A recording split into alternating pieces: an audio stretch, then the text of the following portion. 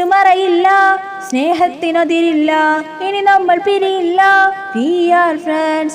പുസ്തകത്താളുകളിൽ അക്ഷരത്താളുകളെ ഒന്നായി തുറന്നിടും. We are friends.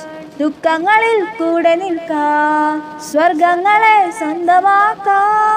Oh my friend, നിൻ കണ്ണുകളിൽ ഞാൻ കാണുന്നെന്റെ മുഖം.